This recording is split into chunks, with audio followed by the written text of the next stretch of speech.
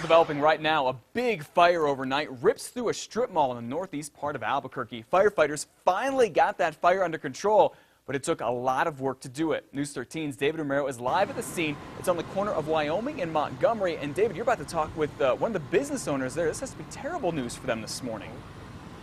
That's exactly right. It's always quite a shock, especially in the middle of the night, to get that call. We are joined live by Mr. Brett Stalls. His family owns the House of Soccer, which has sustained some kind of damage in this morning's fire. Good morning, Brett. How are you doing? Good. What have you heard from fire officials so far? Only that the fire started here in the girl store, and it was mostly centralized there, and that some of the other businesses had water and smoke damage. Have they told you what kind of damage your business has sustained? Not yet. That's the big question we're kind of waiting for. So, how did you hear about it? Alarm company called in the middle of the night and came down here and saw this mess here, unfortunately. So. Now, you were telling me off camera just a few moments ago that these businesses are all attached to each other, and what is the size of the store where it appears to have originated from? It's two separate stores made into one. It's about 2,600 square feet, I believe, here, and then there's two firewalls, I guess the fire department said, here at the Chinese restaurant and at the Liberty Tax. So they said they kind of just worked from the outsides to the middle to contain it best they could.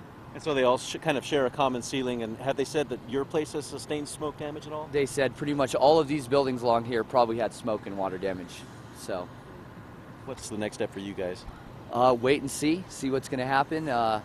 They said it's going to be a few hours before we can get in and take a look. So we're just going to have to wait and see, and hopefully we can open up for business today.